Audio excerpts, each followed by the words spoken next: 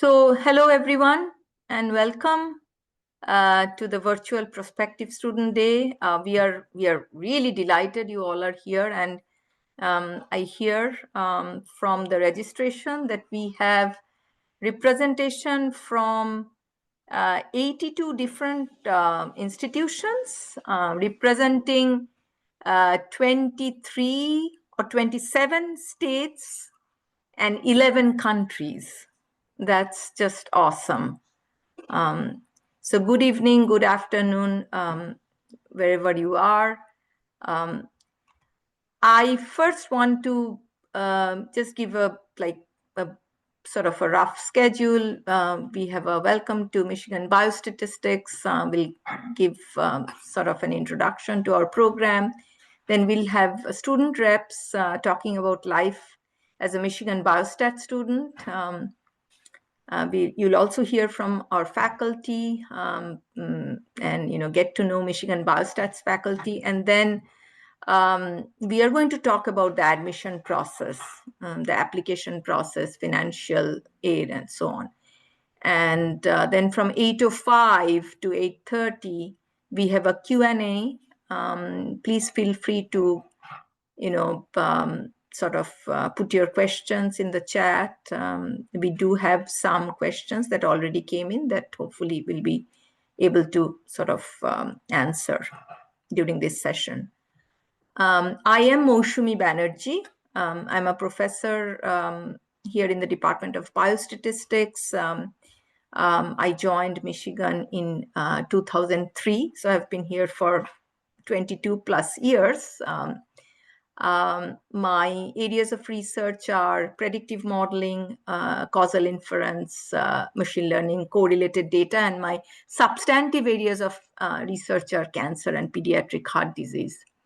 I'm also the chair of the Master's Admissions Committee, and I'm joined here by my colleague, Professor Sebastian Zollner. Sebastian, do you want to unmute? Hi, I'm Sebastian Zollner. I'm a professor also in the Department of Biostatistics. I've been here for 20 years, so not quite as long as Moushumi.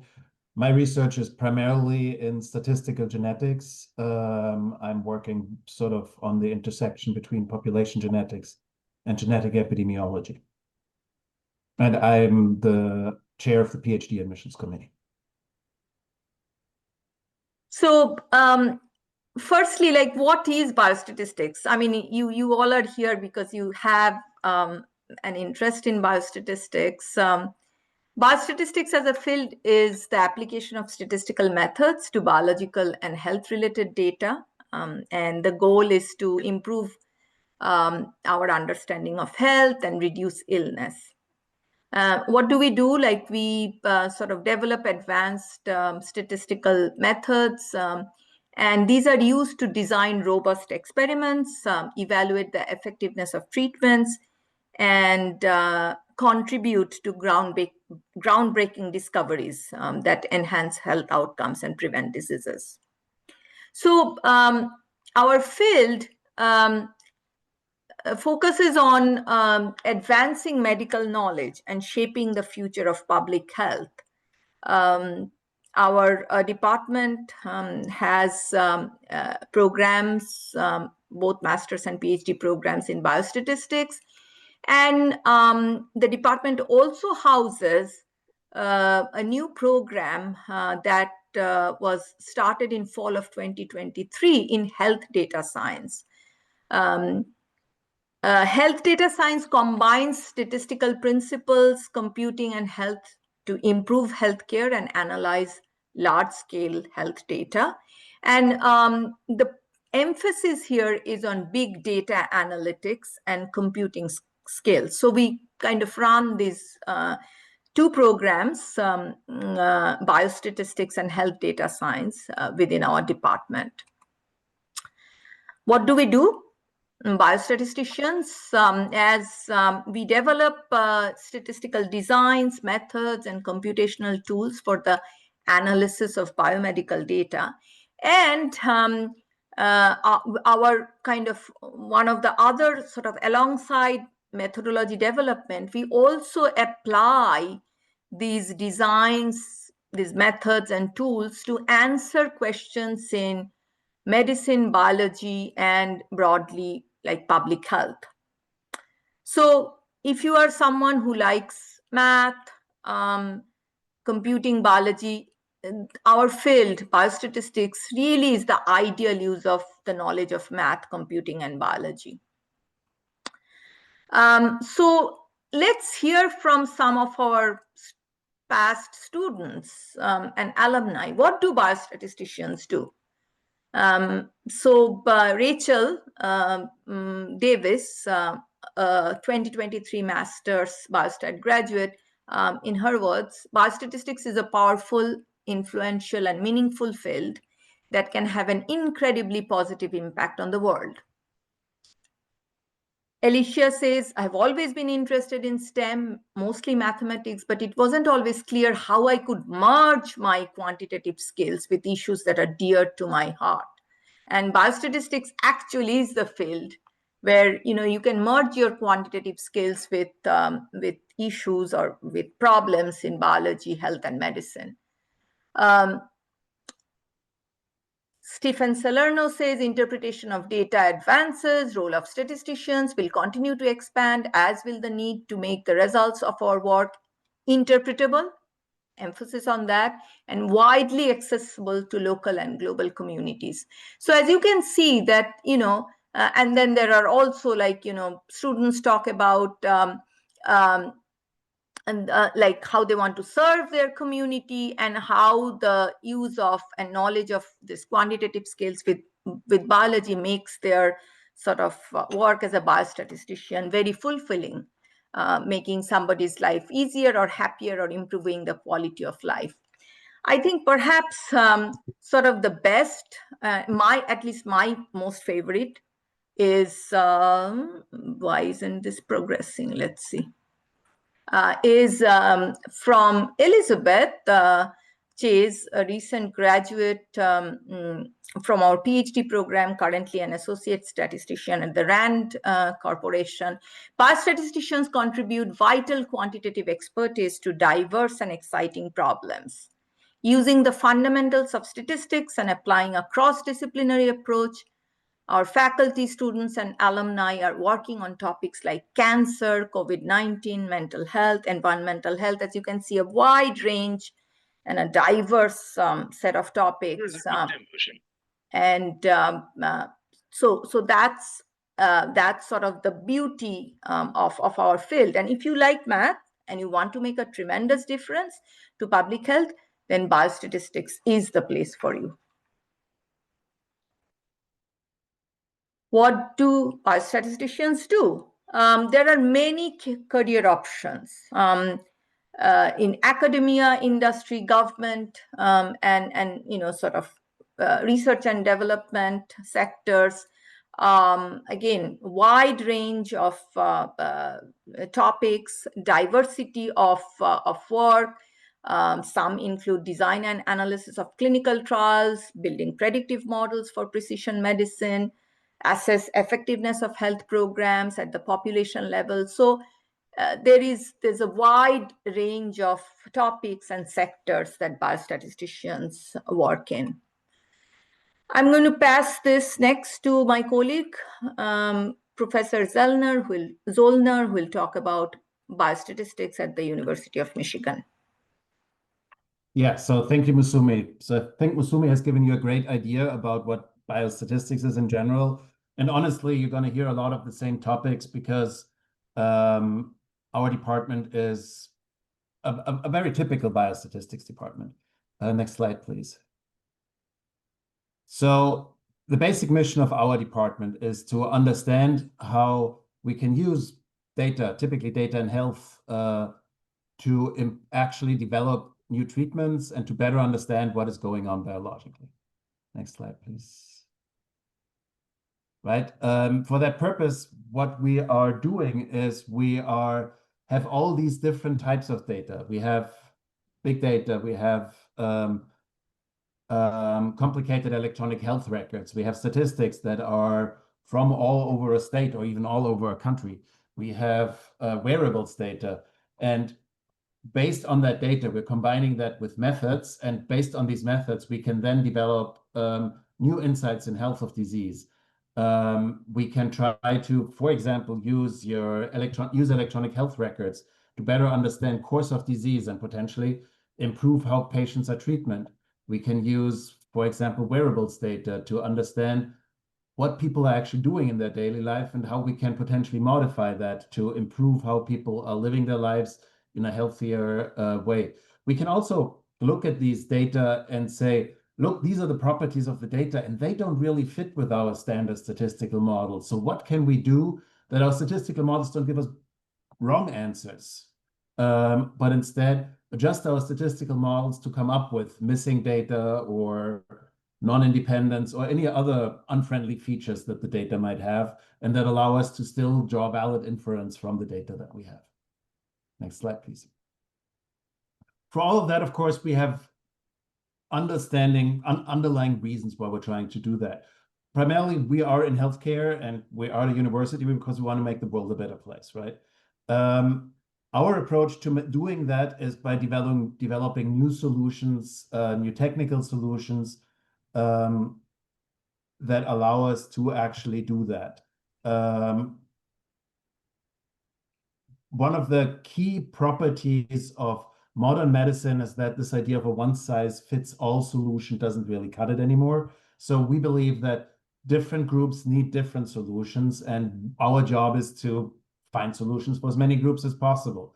And obviously, we want those solutions to actually do something, right? We want to develop solutions that are used all over the country or all over the world and improve healthcare for as many people as it possibly can. Next slide, please. In all of that, we're actually doing quite well. So here you see some rankings. And of course, all of these rankings can always be taken with a little bit of a grain of salt. So for example, right now, we are the third best biostatistics department in the United States. Over the last 20 years that I've been here, we've been best biostatistics department in the United States. We've also been the fourth and fifth best department in the United States. We've never fallen below five. And honestly, whether we're third or first just depends a little bit. Do they count grants a little bit more? Do they count papers a little bit more, right? This is always a high-dimensional statistic that gets projected onto a single ranking. And as you all know, that only works so well, right? But we are one of the best ones. I think that is broadly accepted. We're very good in generating funds, which is a good measure that we're doing important work. We are also considered one of the best places for students to live. Ann Arbor is ranked here number 2 as the best college town in the United States. And generally, if you look at all the rankings of livable college town, livable small places, livable anything, Ann Arbor always pops up on these lists. Again, depending on what you weight, ranked first, ranked 8th, ranked 10th. But you can, from all of these rankings, take it's a good place. Whether it's the best or not will depend on your own priorities. Next slide, please. Okay, here to give you a little bit more of an idea here what our department is like. Our department is quite big. We have almost 50 faculty and over 130 staff members. Of those 130, the vast majority are scientific staff. So they work on specific research projects on different research areas and work in this area. We also have a large student body. We have a total of roughly 250 residential students, which are more or less half and half between master students and PhD students, with the health data science program making up about 30,000. As you've seen on previous slide, we're quite good in getting research money.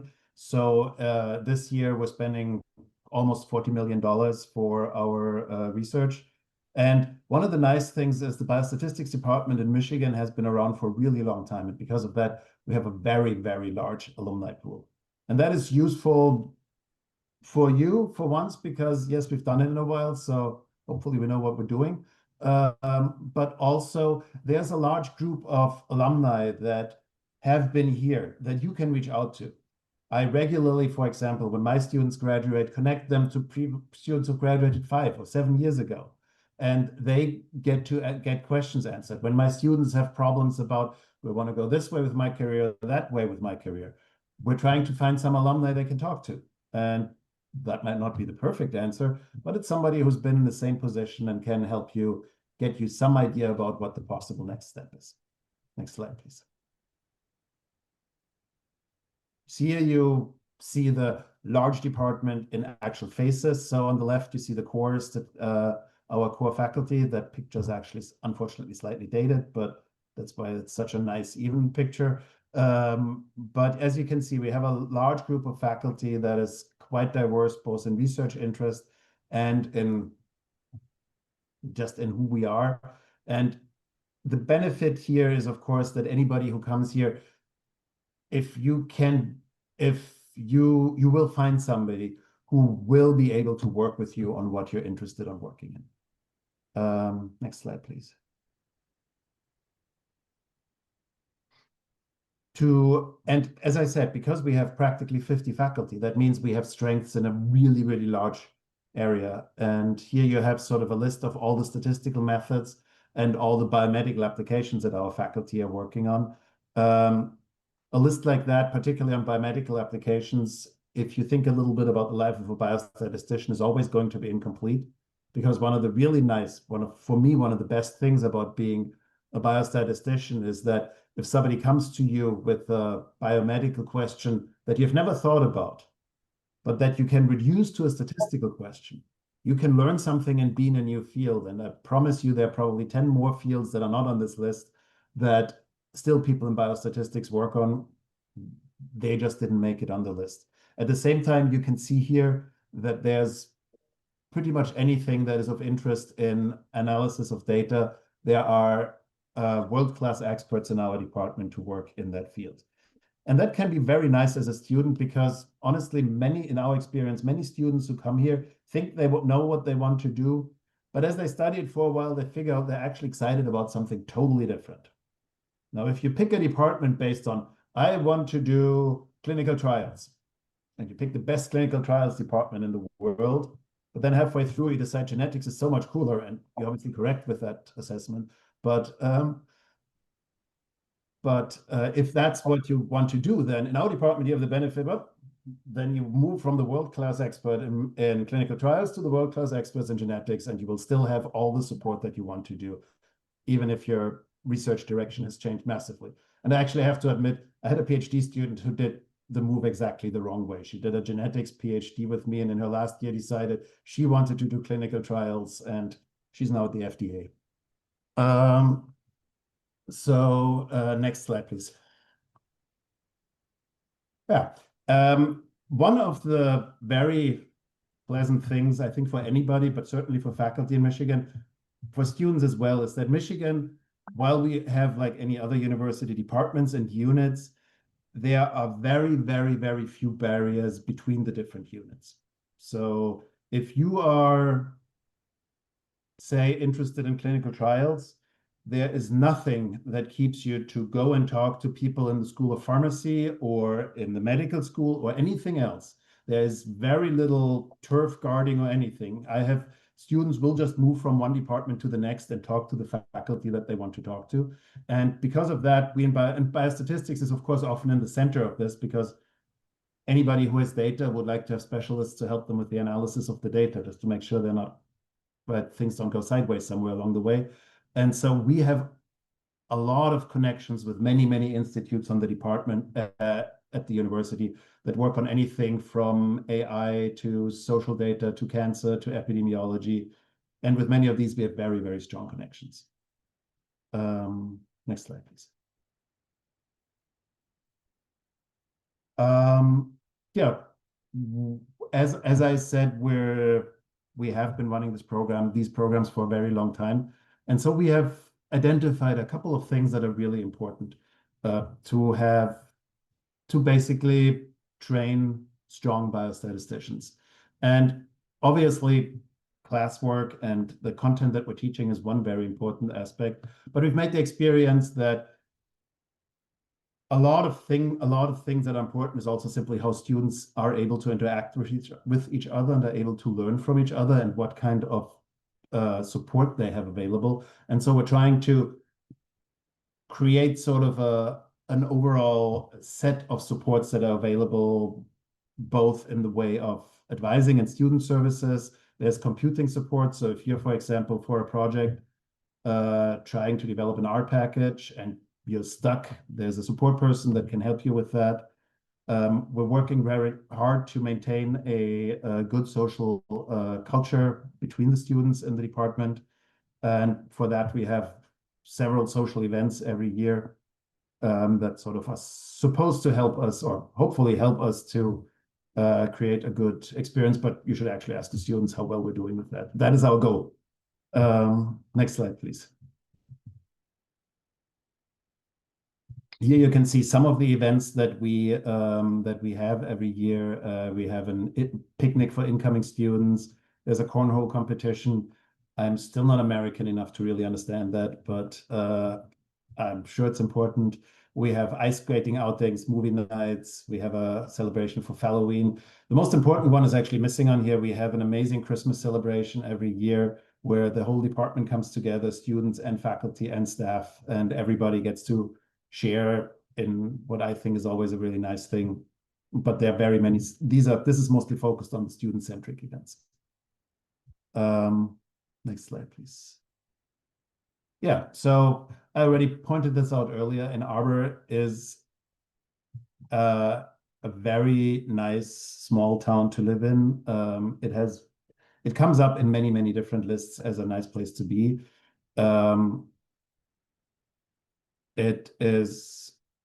of it is walkable. I've slightly am famous for the fact that I'm traveling pretty much only by bicycle in Ann Arbor. So you don't necessarily, you can get around very easily. It's a safe town. There's a decent amount of stuff happening. So it's a pretty nice place to live. Next slide. And Michigan, as it has a very large undergraduate population, there's a lot of things for students to do. There are right outside, which we're also not saying here, but we should be saying, right outside of our building, they are just now finishing a kick-ass brand new sports facility, which by the time you come will be ready to accept students. I don't know yet how cool it's going to be, but from the outside, it looks very cool. This is sort of just part of it, right? Large undergrad campuses just have a very large range of offerings. And no matter what your pastime is, you will find a group of people to do it with so that you have a good chance of developing new friendships and some work-life balance.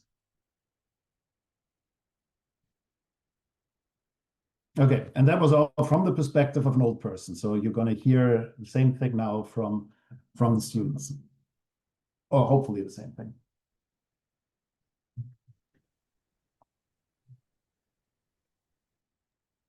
Megan. Right. Well, yeah, I think it's me at first. Hi, everyone. My name is Megan Kern, and along with Elise, we're going to be talking a little bit about what it's like to be here as a UM student in biostatistics. Yeah, feel free to move to the next slide. Okay. So I am in my second year in the master's program here in biostatistics. I am from Fly Creek, New York, and I came to Michigan Biostatistics after doing my undergraduate degree at McGill University in Montreal. So I did my bachelor's in cognitive neuroscience and minored in Hispanic studies. And after my undergrad, I worked for a few years as a data analyst with the Center for Biostatistics with the Bassett Research Institute. And that was a big part of why I came back for my master's. I didn't really understand the tools that I was employing, and so decided to come back to develop my theoretical background. Okay, next slide.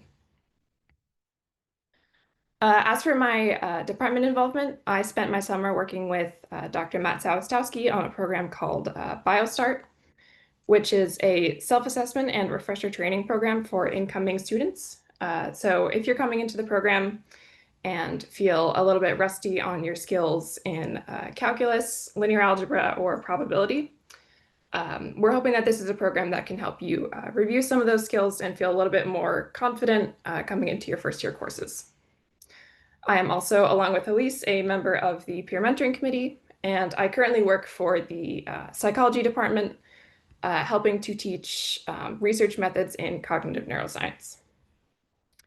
As for my career goals, I'm interested in pursuing a PhD in biostatistics and eventually I think I'd like to work for a nonprofit organization or for the government as a statistician.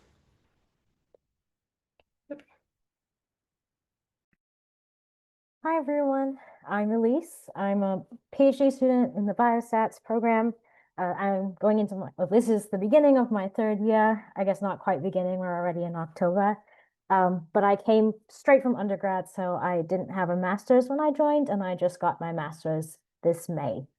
Fun fact about me, I am from Trinidad and Tobago. I lived there most of my life. It's a really, really, really tiny twin island state at the bottom of the Caribbean island chain. And I got to Michigan Biostat, as I mentioned, from undergrad at Purdue University. I double majored in data science and applied statistics. I had minors in math and in Spanish. And how I'm involved in the department right now, along with Megan, I'm on the peer mentoring committee. We do a lot of fun stuff, including talking to prospective and admitted students, but also organizing peer mentors for everyone so that when you join the program, you have someone you can direct your questions to who has been in your shoes only a couple of years before.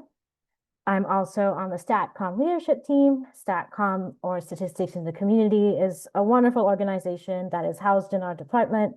We partner with nonprofits who need statistical help. So that way we get to work with real data, and then they get to have some grad students help them out in statistical analyses that they might not have had the resources to do without our organization. And I also work with Dr. Kelly Kidwell. I'm a graduate student research assistant with her, and I'm doing my dissertation with her as well, co-advised by Tom Braun. And I'm not too sure where exactly my career is going to take me. I'm currently interested in academia, but we'll see. But I know for sure I want to work on clinical trial design, and right now I'm focused on chronic and rare diseases. So we will open it up for some Q&A from Megan and I. We're happy to answer questions about student life.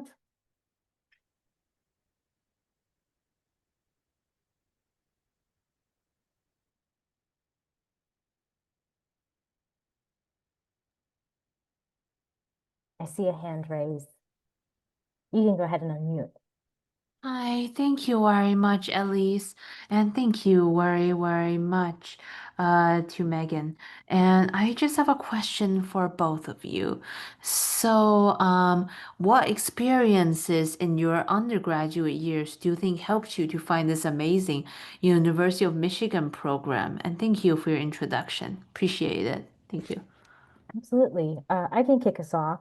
So the experience that led me to biostat was that I had worked in a psychology lab as an undergrad. I was basically just doing data cleaning and some pretty standard coding, but I got to sit in on the meetings with the biostatistician and hear how they took our questions from our collaborators who are psychologists and figured out what exactly they needed to do to get that answer from the data, which I thought was really cool. And so I was interested in biostat. I applied to a lot of different places, but I knew Michigan was the fit for me because I think the department is just so community oriented. The professors are so approachable and supportive. And I was really interested in clinical trial design for rare diseases. And Dr. Kelly Kidwell is just an expert and very prolific in that area. I see. Thank you very much. Yeah. Thank you. That's wonderful to hear. I appreciate it, at least. Thank you. Yeah, of course. And my journey was actually pretty similar. I had done my honors thesis in a neuroscience lab, and spending my time in the wet lab made me realize that the part of science that I enjoyed the most was when I was able to work with data. And I thought that everyone felt that way. I thought that getting to the analysis was the best part of any research project. And then I realized that was something a little bit different from most people, and that kind of led me into pursuing biostatistics. And the biggest thing that drew me to Michigan was probably the size of the department, I would say. Coming from a non-statistical background, I felt like I wasn't sure exactly where I fit in biostatistical research. So knowing that there were a lot of options for me here was what drew me to the department, as well as the very strong community among the students as well as from the professors. We have some questions in the chat, and then we have 3 raised hands. Maybe we can just address the chat really quickly, if that's all right. If one of you could just answer this question. What was the most shocking thing about moving to Ann Arbor? Oh, that's a Elise? good question. I Right. think for me, I mean, I had been in Indiana for a couple years before, so I was a little bit used to it, but the cold weather is really something. Um, and I think that was probably the most shocking thing. Coming from the Caribbean, too. Yeah, absolutely.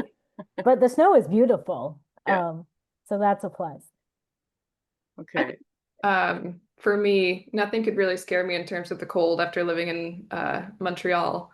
But it was very surprising to me to see how the whole town shuts down for a game day. That was really cool for me to see. And we have another question. What undergraduate courses were most helpful to both of you in starting your graduate degrees? I would say for me, probably the calculus series. I think for the master's program, Calc 1 through 3 is required. And I think paying special attention to those courses will really help you as you begin your master's in the PhD program. Yeah, and I'll tag on, for a PhD student, you have to take real analysis. And that was something I had done in undergrad, and I was glad because then that got waived, and I was able to progress in the biostat courses a little bit faster. It's not required, so you don't have to do it, but I found that helpful. What was the process like of exploring different research focuses within the program, and how did you go about finding mentors to support this? I think for me, a natural pathway was through my courses. I find that professors are very open to chatting with students enrolled in their courses if you find anything particularly interesting, or if more generally you just want to talk through the work that your professors do. I find that everyone is very open, even if you cold email someone in the department, to talking through what their research interests are and what your interests are as well moving forward. Yeah, We have- I totally agree. And sorry, Nicole, I know you're No, probably you're good. Please. I just want to plug that we also have a really cool seminar series that happens. And so we have different speakers come in almost every week and talk about their research. And that's open to all students. So that's a great way to be exposed to research that's happening outside of the department as well. We have lots of questions, but the person that's named iPhone, I'm not sure. Your hand is raised if you'd like to unmute yourself. Yes, hello, how are you people doing? Yes. Can you hear me? Yes, we can hear you. Please. Sorry, state your question. I thought my name is appearing. I'm Solomon. Sorry No for worries. that. No worries. Okay, I'm presently a student here in the US. I'm doing my master's in mathematics. Okay. But I did an undergrad in my undergraduate. I studied mathematics, statistics, education. So I really want to transition into biostatistics. So I'm actually asking that in transitioning from mathematics to biostatistics, are there prospects for me? And because I've gone through online, because this particular virtual information was sent to me by my departmental chair. So I decided to register and then attend. Because though I'm graduating next year fall, but I'm really interested in the PhD. So I'm kind of asking, what are the prospects for me? Is there any encouragement that we actually get? Because I really want to, inquisitive from transitioning from mathematics to biostatistics. Though even in my research in master's level, I am kind of doing a research in statistics. So I actually want to know, and with your experience, please, can you give me a more guideline? I'll really be grateful. Thank you. Thank you.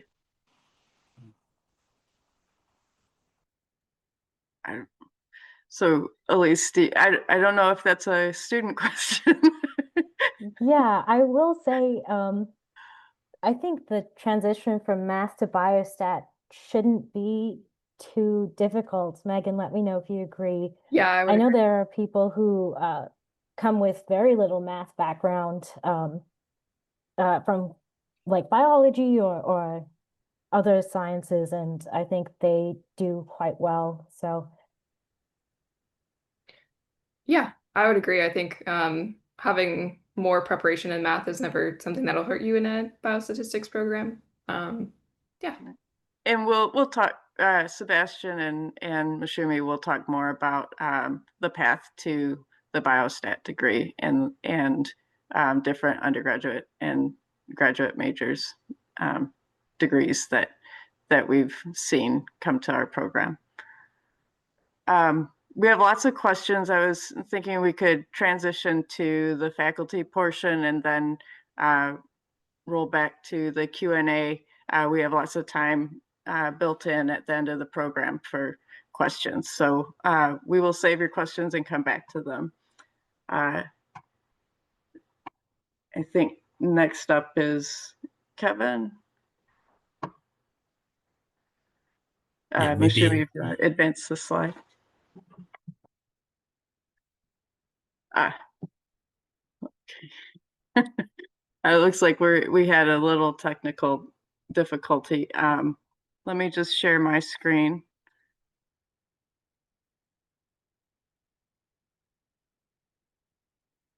Okay. And slideshow. Okay. I don't. Okay. So, sorry, Kevin, go ahead.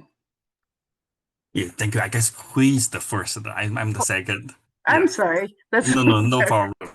Okay, Hui, sorry about that. No worries. Hello, everyone. My name is Hui Jiang. I'm a professor of biostatistics.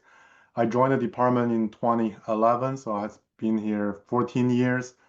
And my research focuses on computational statistics, statistical genomics, and bioinformatics. And here is a list of some recent projects I've been working on, some asymmetric data integration, some cancer biomarker, and also some computational methods for resampling-based hypothesis testing and the penalized model for variable selection. And then please move on to the next one. Next slide. Yes. Yeah, thank you. Here is the some course I taught last year and this year.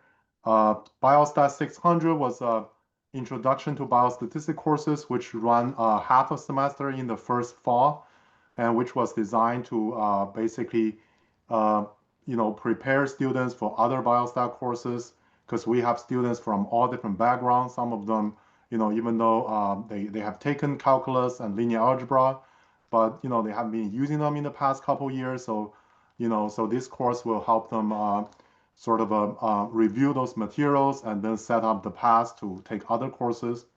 And then Biostat 612 was a new course designed a couple years ago. It's a sister course. Another one is Biostat 611 in the fall, so 612 is in the winter. These two courses talk about, basically extra curriculum skills. So anything you don't learn in like technical courses here, we teach, for example, how to do a job interview, how to write your resume, how to network, how to present in conferences, how to write emails, those kind of stuff. It's quite popular. And then Biostat 625 is a core course for the health data science program, but it's also an elective for the Biostat program. So all of the courses are like that, either core course for one program, but elective for the other. So this is an intermediate to advanced programming course, which talk about advanced programming concepts like how do you do profiling, how do you write an R package, how do you use GitHub, how do you do cloud computing, those kind of stuff. And then besides teaching, all of us as faculty members, we do a lot of advising. For example, when you join as a new student, you will be assign a academic advisor, which you can, the person you can go to for any advice, for example, enrolling in courses or, planning your, curriculum, those kind of stuff, or any question you might have. And then besides that, we also, serve as a research advisor for mostly PhD, but sometimes also master students we take on for research. And besides all of those, I have also been serving on the HDS committee, overseeing that program, being established and growing in the past few years. So, I know we're running short on time. Maybe I can take questions, afterwards.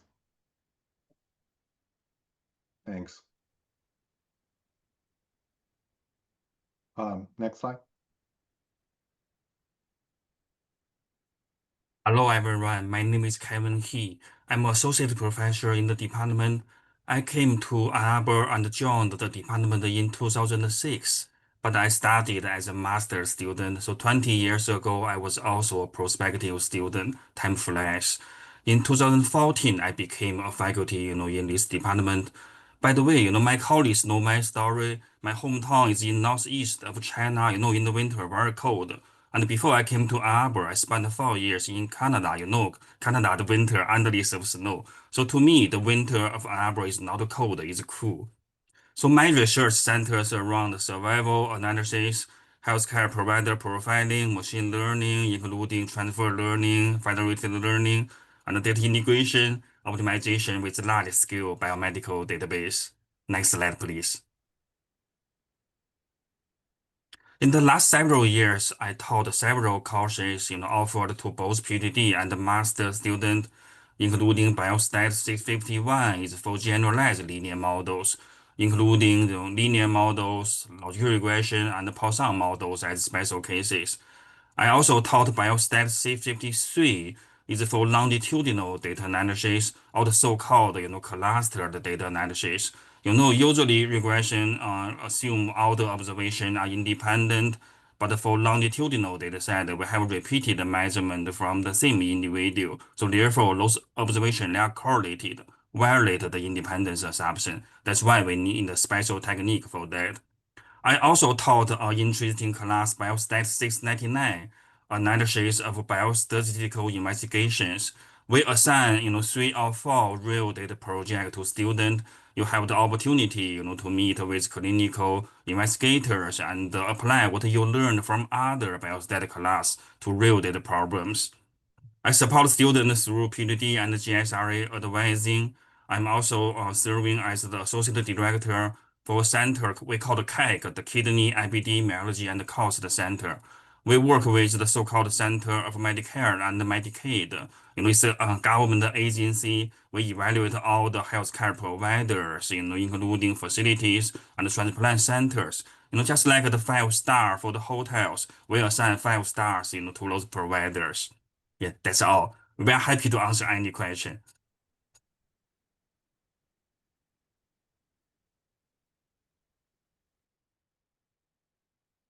I'm back. Sorry, we lost power suddenly. So No worries. I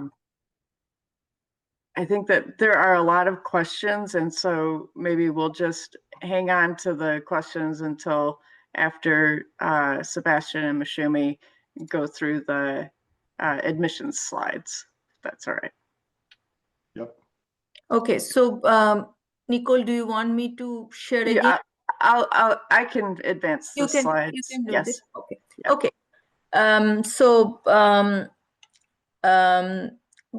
let's talk about the degrees offered and kind of taking the next step. As I mentioned, we have the Master of Science in Biostatistics, Master of Science in Health Data Science. We also have an accelerated program. And then Sebastian is going to talk about the Biostat PhD program. Next slide, please.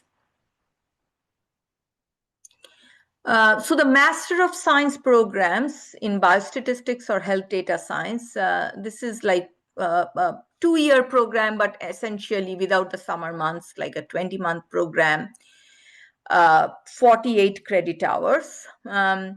Of these 48 credit hours, 36 or more has to be in biostatistics, and 3 to 7 credit hours in epidemiology. You can also take elective courses in biostatistics, computational methods, big data, or a minor. And typically our students do minor in public health, epi, genetics, and sometimes from, let's say, health management policy. Next slide, please. So here's kind of comparing between our biostatistics and our health data science master's program. There is a lot of overlap between these two programs, but the MS in biostatistics is it's a rigorous, comprehensive, in-depth training in biostatistics, and typically there's deeper dive into advanced statistical models. For example, longitudinal data analysis, survival analysis, spatial statistics, Bayesian inference. These are set of electives. I mean, for our biostat master students, typically, I mean, the longitudinal data analysis, which is Biostat 653, is required for them. But they also, in addition, take these usual sort of like electives that form the core of the Biostat MS program. Students who do well in our Biostats MS program are encouraged to apply to PhD program.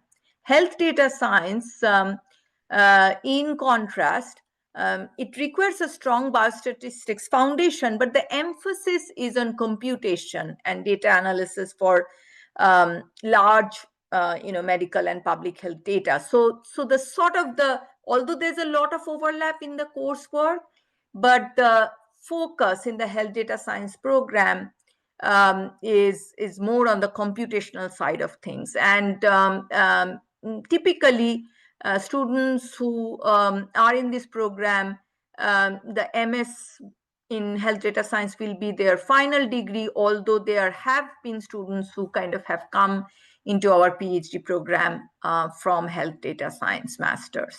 Next slide, please.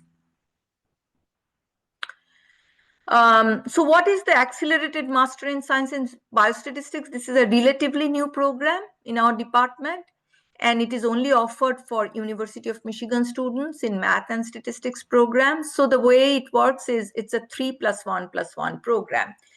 The first 3 years in the undergraduate program are like the typical freshman to junior years, where students are taking traditional math stat courses.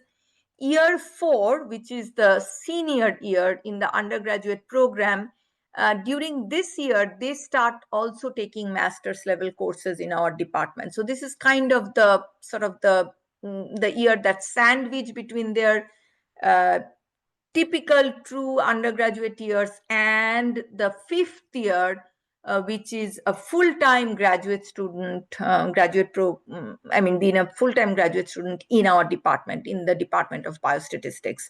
It is accelerated because, in 5 years, you basically get your undergraduate and your master's in biostatistics degrees.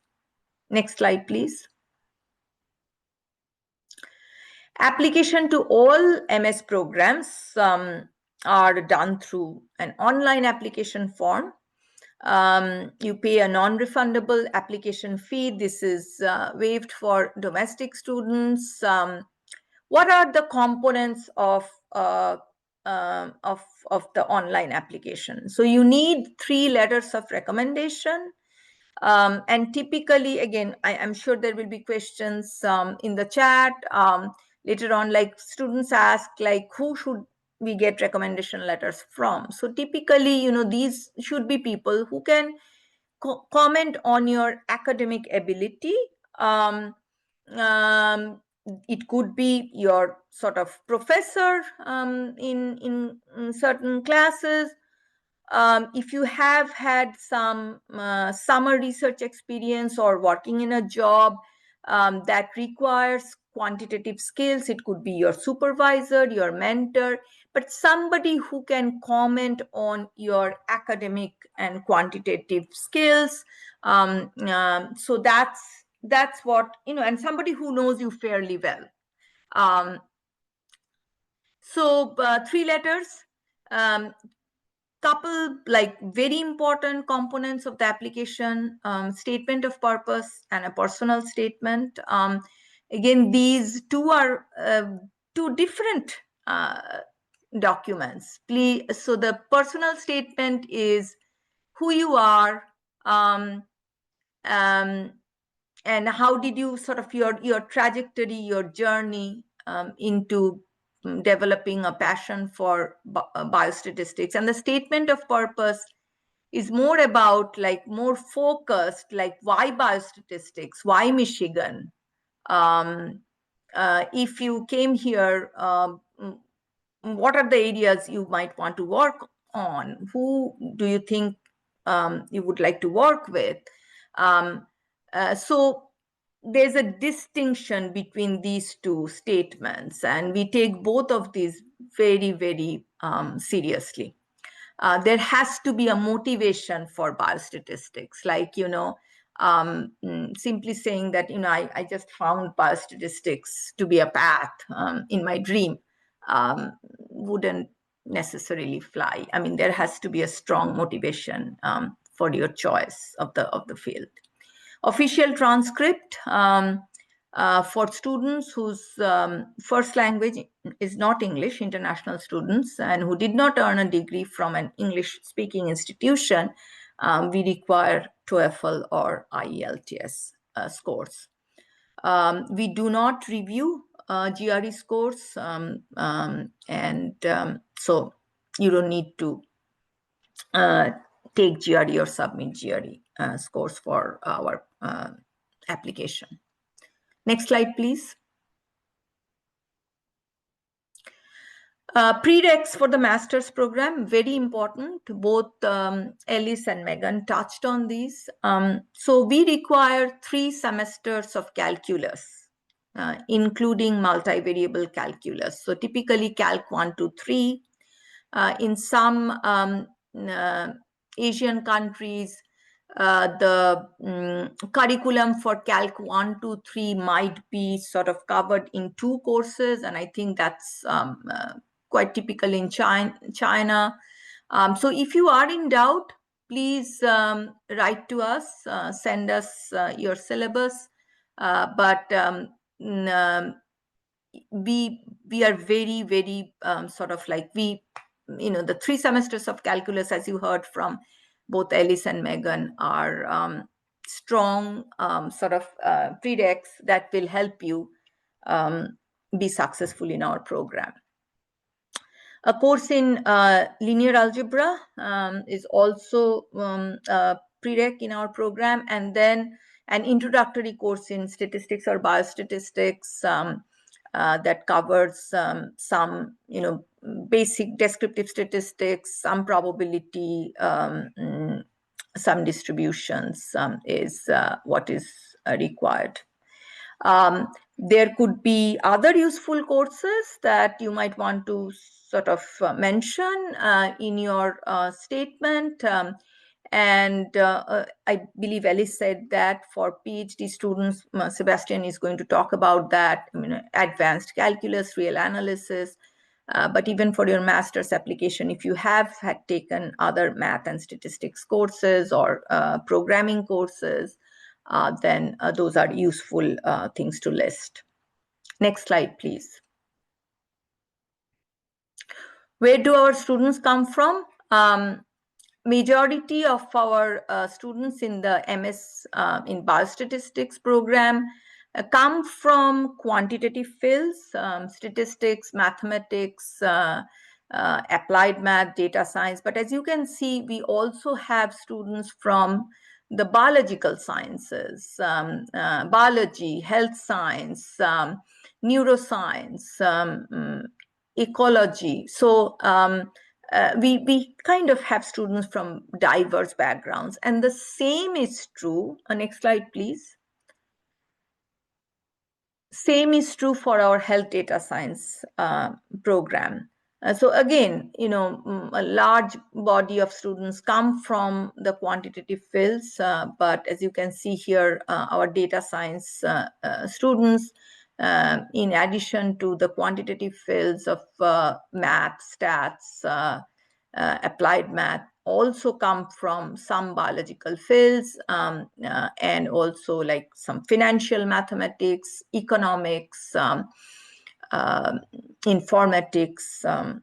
So as you can see, there's a diverse background that's represented in our student body in the master's program in both biostatistics and health data science. Next slide, please. I believe that's Sebastian.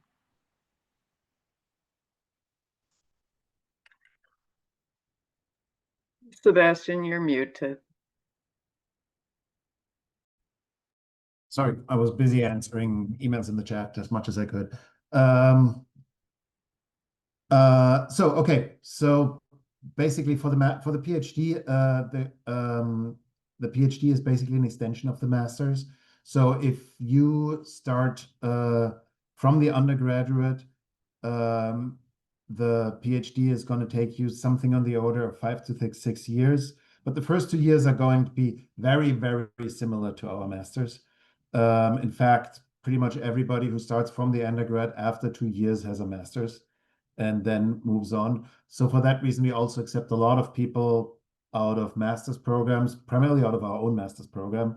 When you come in with a master's, it typically takes 3 to 4 years. The required coursework for the PhD is the master's coursework plus 1 more year of courses. One requirement is advanced calculus. That's a prerequisite for a lot of the PhD level courses. So you typically want to take that during the master's, or really, if you're already thinking about a PhD, you really want to knock that out before you come here. Another requirement for the PhD is statistical inferences, a stochastic processes course, and a total of 9 biostatistical electives. In order to proceed into the PhD, you need to take the qualifying exam.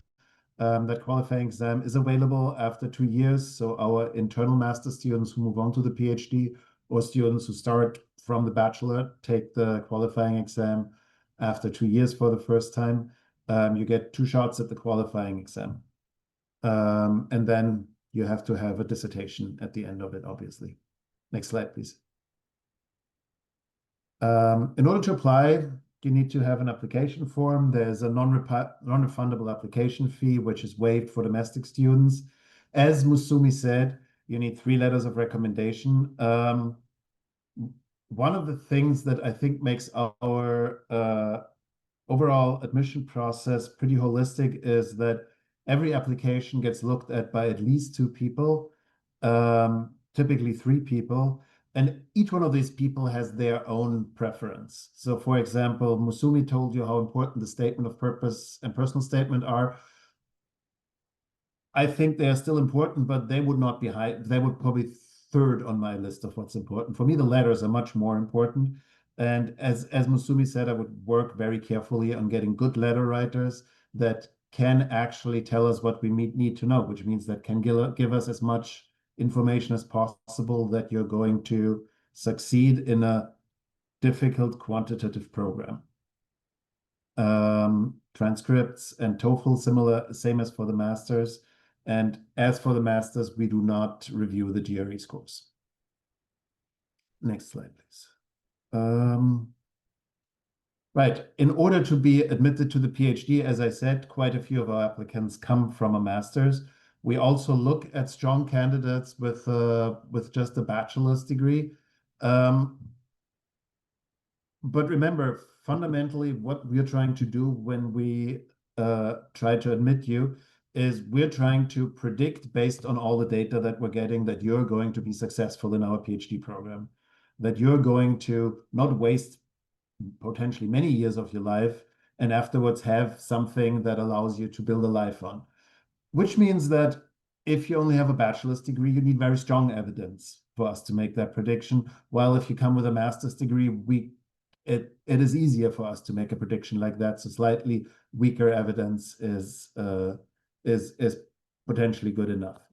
In order to succeed, you need 3 semesters of calculus. And I really, really want to emphasize this is not a hoop. The most common failure mode for students is that they have half-assed multivariable calculus or haven't taken it at all carefully, and then they don't know what happens even in our starting classes.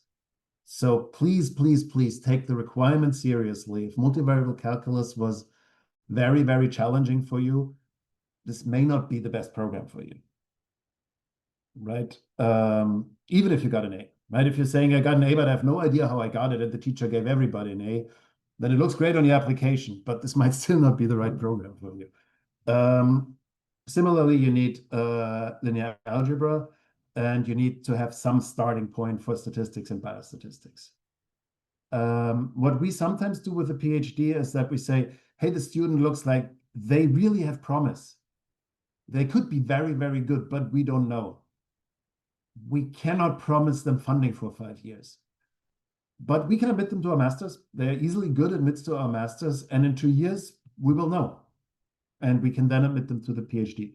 So on your application for the PhD is going to be a checkbox, and that says wants to be considered for the masters. And if you check that box, and we will not admit you to the PhD. There's a pretty good chance we will instead hand the file to Musumi, and typically Musumi then says, "Oh yeah, no, that's an easy admit to the masters." Next slide, please.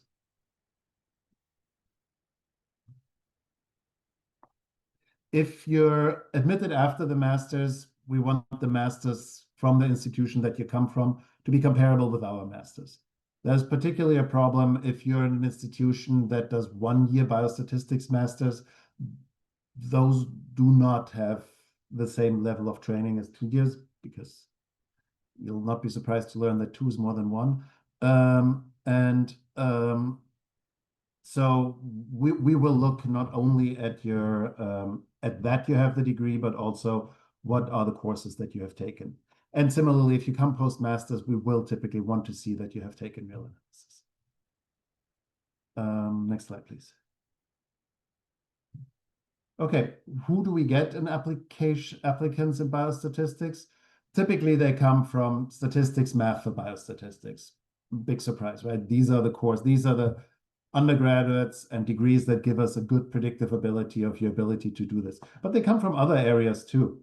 Actually, the very first year that I started in Michigan, I had one of my first academic advisees was a student who entered our program in the master's from kinesiology. She did a master's in biostatistics with an undergrad in kinesiology. She moved on to the PhD. She did a rocking PhD, and she is now out in the world, changing the world as a PhD biostatistician. So as long as you think you can handle the math, don't let the words on this slide too much discourage you from applying. Next slide, please. Okay, so here's a couple of things to think about for your application. As I said, the letter writers are really important. We want them to help us predict that you will succeed. So if they can write about your math, about your stats, about your computing, about your ability to research, that is all really useful. If your dad happens to know your state senator, that is not useful. Your state senator will not impress us. That happened. Don't smile. That happened. Right? Because they can tell us anything that really makes it more likely that this is not a waste of time. You want to make sure that they can write a strong informative letter, and it is absolutely fair for you to go to your letter writers and say, do you think you can write me a strong, detailed letter? You don't get to ask, what are you going to write? But you can absolutely write, is this a strong, detailed letter? And if they say no, then you say thank you, and you go to somebody else, right? Similarly, if you know you want somebody to write you a letter, and you, for example, now a junior or a sophomore, maintain contact with that person, right? If you're in a junior class and or actually in a sophomore class, and you know in a year I want that person to write me a letter, keep in contact with them. Keep track of your letter writers, maintain them. That is a really useful thing to do, because the more they know about you, the more they like you, the stronger the letter is going to be. write your statements clearly and well. Don't let AI write the statement for you, because AI is not you. We're not considering AI as our new PhD student. We're considering you. But of course, there's nothing wrong if you have written it to make AI go through and make sure that no grammar or spelling mistakes in there, right? But obviously, for that, there's nothing wrong with that. Or if you're stuck on how exactly do I phrase this, you can ask AI, I want to talk about this part of my life. Give me 3 different possible phrasings, and then pick the one you like best. All of that is totally fine, but it should be you. We were interested about you, not about some random nonsense. As Musumi said, you want to make clear why you're interested in biostatistics and why you're interested in Michigan, right? Something generic is typically not advisable. You want to tell us about yourself, who you are, where you want to go, why you're interested in something. One thing that's always a little bit tricky is talking about blemishes, right? If you're, let's say, your undergrad degree in your undergrad grades in one semester are horrible because you had a skiing accident and you could barely walk to school and couldn't study, write that, right? We're going to notice, hey, AAA, CCD, AAAAA. By ourselves, we're probably already thinking, hey, that semester something went wrong. But if you can actually explain it to us, all the better, right? Then we know, let's ignore that semester and go by everything else to understand who that person is. Next slide, please. May I add a couple comments here? Sure. On that previous slide. So one related to the letters.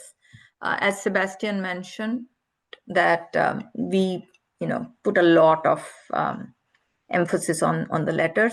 Make sure you get objective letters. Sometimes we get letters that simply say, oh, this person is a nice person and hardworking, good character. That's kind of useless for us. Almost. Yeah. Again, hardworking is good information, but beyond that, like, you want specific objective information. And getting letter from a sports coach, and if they're commenting that this person is sort of responsible, delivers timely, again, those are good things to be noted, but doesn't give us much useful information. We want people to comment on your skills, like your academic skills, your sort of work ethics, your sort of creativity, if you have been involved either in sort of classwork, project work, some research, etc. So that's something like, it's very important to get letters from people who objectively comment. So to modify this a little bit, if you are on a college team where that requires you ridiculous amount of time management, right? There have been people on the admissions committee that put really, really high value on that, right? If you're on your college football team that requires you to train whatever, 30 hours a week, and you still get straight A's in advanced math courses, that is incredibly impressive. And in that case, if among other things, there's a coach describing how you managed to pull off that super impressive feat, that will certainly not hurt, right? But if it's the coach of your hobby team, that obviously doesn't do anything, right? Yeah. So, Sebastian, you want to talk about the funding sources? So, and I can add one of the key differences between the PhD and the master's is that our PhD students are all funded. So if we admit you to the PhD, what we will offer you is, if you're coming from the undergraduate, what we'll promise you, not offer, is 5 years of funding. And that funding is going to cover both your tuition and a stipend that allows you to live pretty nicely, actually. In order for you to receive that money, though, there will be a job attached. Those jobs are typically, or are expected to take you on the order of 20 hours every week. on top of what you're doing for school, right? And those, in our department, those are either GSRA jobs, which are basically research assistants, and they support research projects, or graduate student instructors, which basically do teaching for courses. We do have a couple of slots of spots that are training programs. So that's either the genome science training program or the cancer biostatistics training program. If you happen to be funded of those, then there would be no work requirement, but you're typically required to take additional courses. For example, if you take the genome science training courses, you're expected to take the genetics sequence that human genetics students take, which is substantially more involved than what our other students who are working in genetics typically do. For the master's program, we have tuition awards.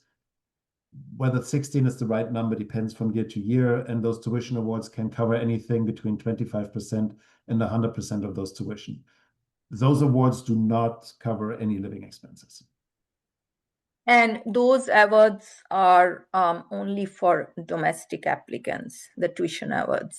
In the master's program, getting full funding as GSRA or GSI is pretty rare in the kind of current climate, probably approaching sort of. So, I mean, last year we did not give any full funding awards to master students, but several of our master students come with tuition awards anywhere.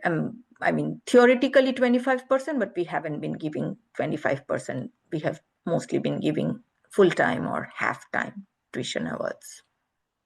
These are awarded directly to the students. Next slide, please. So, as I said, we have two training programs. The first one is the genome science training program. That is a training program that sits at the interface between genetics, statistics, and computation. It is one of the oldest programs of a type that is in its 30th year now. It supports 13 doctoral students, but not only in our department. It supports students across the university. It includes 55 faculty, 55 trained faculty across 11 departments. 14 of those on biostatistics. Mike Benke is the PI of this program.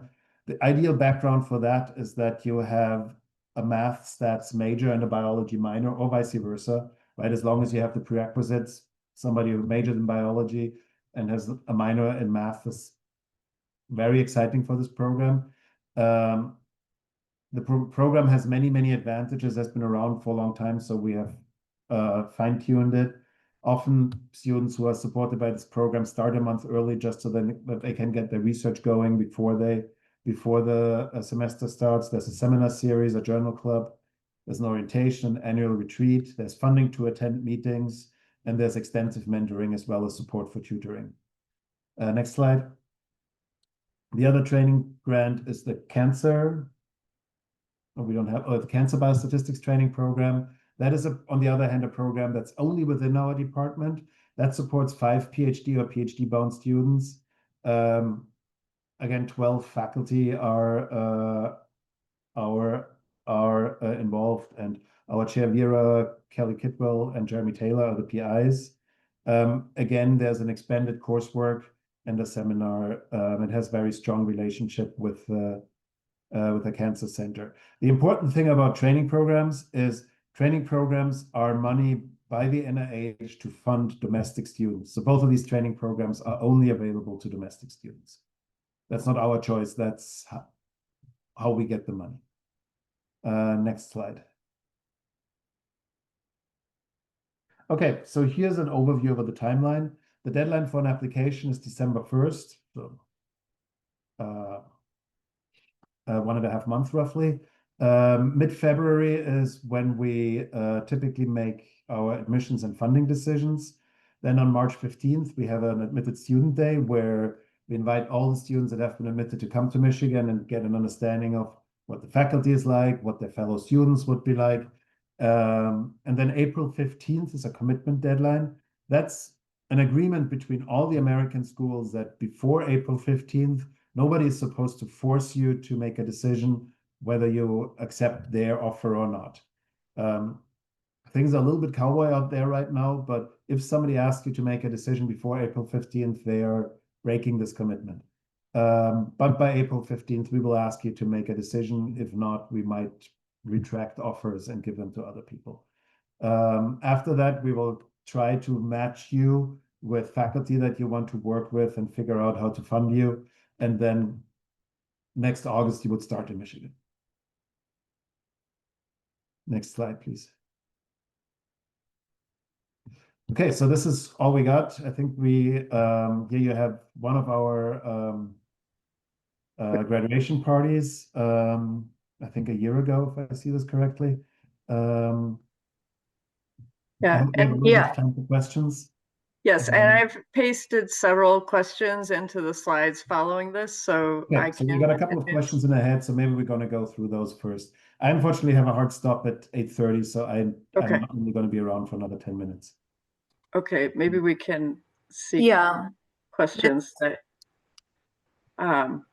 So what do you look for in a successful PhD application, Sebastian? So I think I've given you most of the things that I look forward to. For the PhD application, our requirements are really, for the master's, I think the requirements is what you need in math. For a PhD, they're kind of the minimum, and I would typically expect more. Personally, what I look for quite a bit is real analysis and the grade in real analysis, because in my experience, real analysis is taught at a pretty similar level throughout the US. So the grade is pretty reliably a measure of what you can do mathematically. What is very useful is some research experience, but that may depend on where you come from. If you're a graduate from a smaller liberal arts college, there might not have been much opportunity for research. But of course, you're doing a PhD in order to do research, and past is a decent predictor for the future. Okay, next one. So a master's in public health with a biostatistics requirement will not count as a master's for our program. We can certainly look at the coursework, but it would be extremely surprising to me if you cover math at the same depth as our master's biostatistics program. And so very likely with this program, you will just start in the master's program like anybody else, like anybody coming from undergraduate. Yeah, and again, I'm going to add to this on this question. So remember the Calc 1, 2, 3 and the linear algebra. Most likely you will not get in your public health program, you will not get the same kind of, as Sebastian said, depth and rigor that our program requires.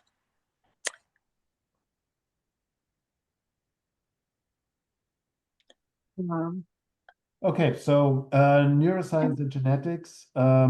So if you were involved in the genome science training program, that program is by design extremely multidisciplinary. You're actually expected to have advisors from multiple departments.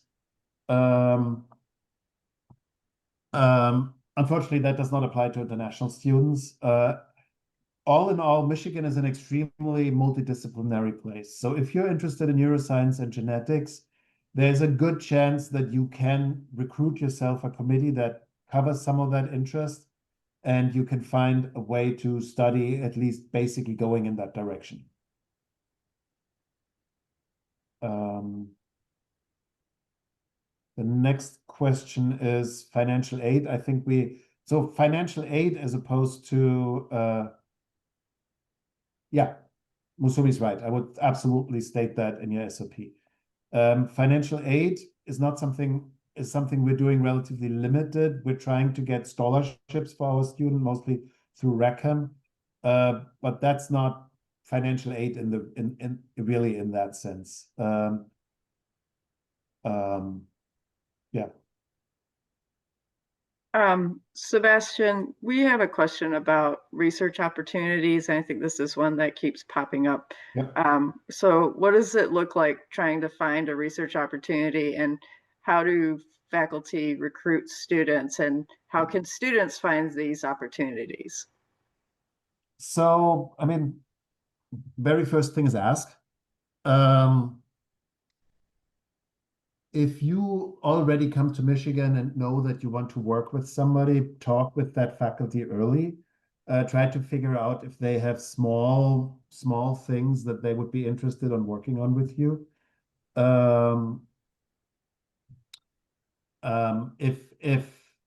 If this looks like, then take that really seriously, right? Because if faculty start talking with you, they might be interested in working with you and might be able to support you with an hourly job that we've talked about quite a bit on the comments. And that would be a research opportunity for master's students.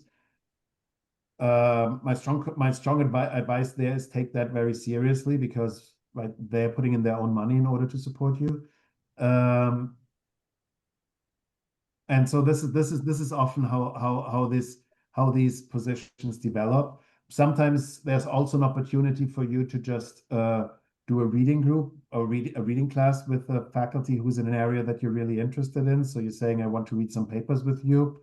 You can talk to faculty. I've certainly done that with students who were excited about certain areas they wanted to work in, and we read papers together. 2 years ago, we did, for example, one on AI and population genetics. So there's a whole range of opportunities, which depends on exactly what you mean by research and exactly what you want to do.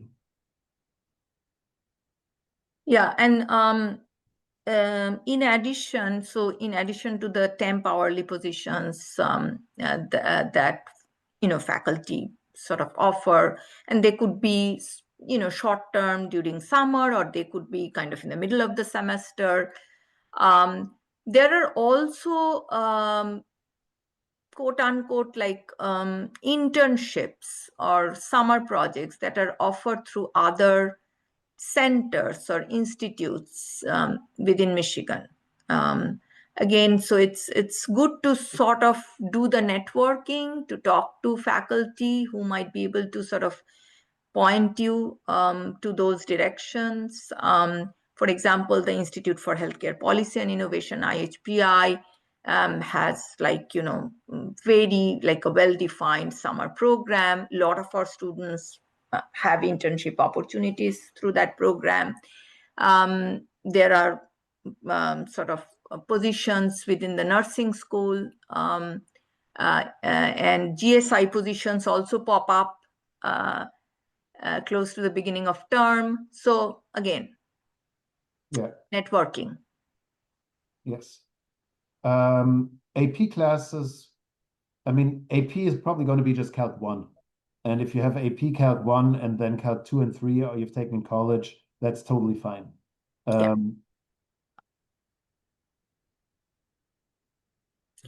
So what is the recommended length for the statement of purpose? I think I answered that in the chat.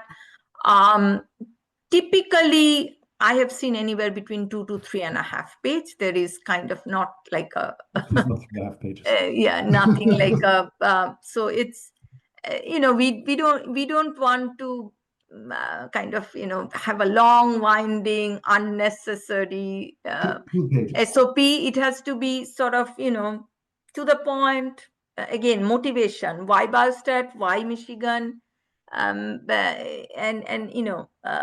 But like I said, I have seen anywhere between 2 to 3.5 pages.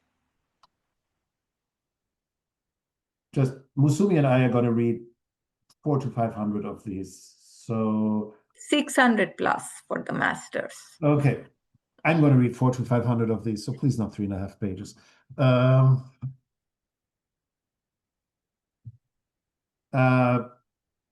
Procedure. The personal, sorry, Sebastian, the personal statement should definitely be shorter. Yeah. So. Yeah. Procedure and chance to get funding and research assistantship, teaching assistantships. So generally, our research assistant, teaching assistantships are organized centrally. So we will make you an offer for fund with or without funding. If we do not offer you funding with your letter, it is theoretically possible that, for example, funding in your second year of the master's may be available, but that's quite rare. And honestly, with the present political and funding situation, it would surprise me if that happened anytime soon.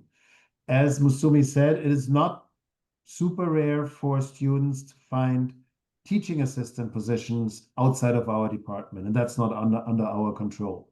I think you see Megan nod when I'm saying that, and if you want to know more about this, you might want to reach out to her, how she did it.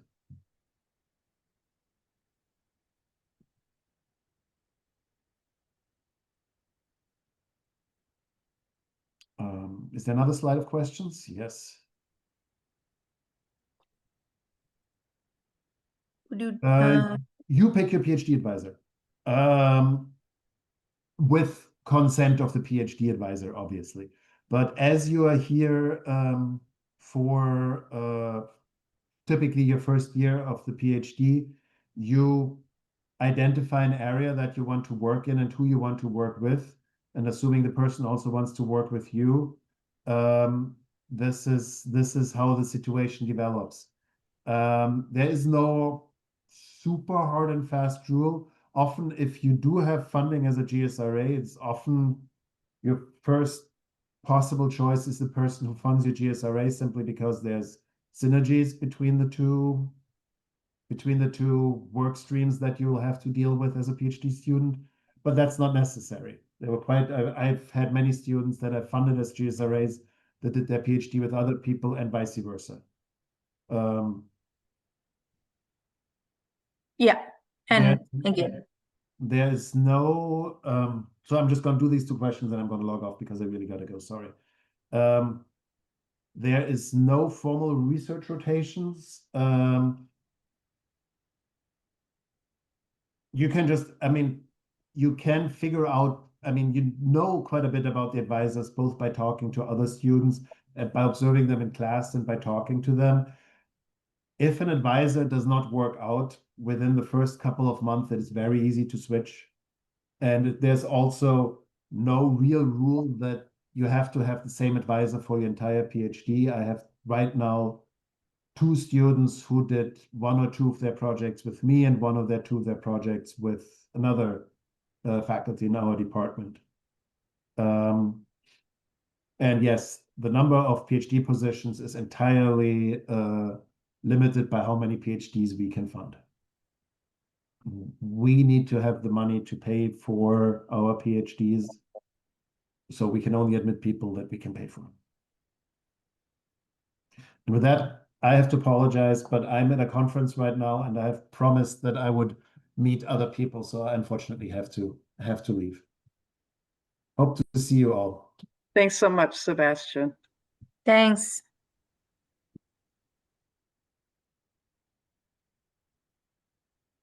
So there... I was answering a question in the chat about admissions to the MS program. I just wanted to clarify that what I've said is about the MS program, and generally our faculty review the applications, and if they think that they're able to, and Mashumi, you know more about this obviously than me, but in general, if a student looks like they're able to complete the program and they look like a strong candidate, they'll be admitted. We don't really have a quota. We don't set a percentage that we will admit.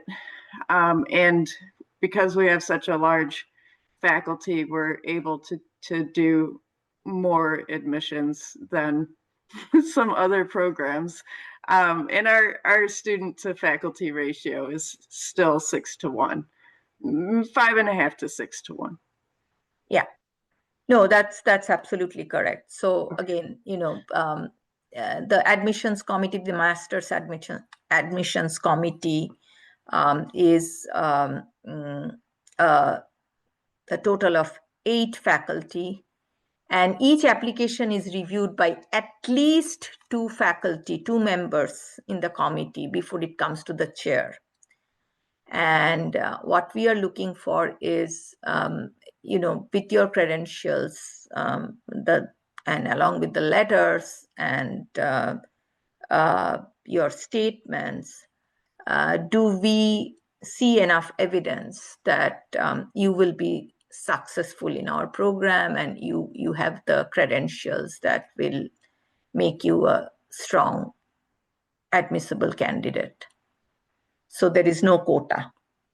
Right. I think we've addressed most of these questions.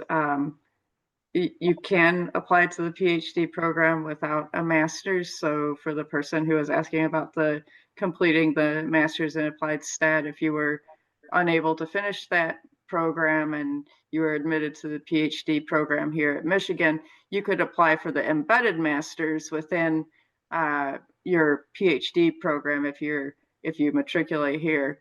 And that way, then you would also have the master's along the way. Yeah.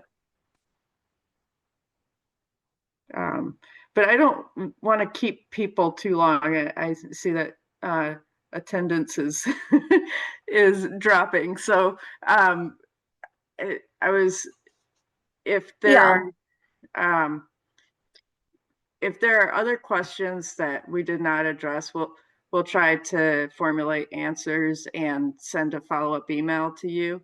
And certainly, if you have further questions that you want to get addressed, please feel free to email me, and I'll just add my email address here to the chat. So I want to make sure if there were any pressing questions that we didn't address, that please do email me, and I will try to get back to you as soon as possible.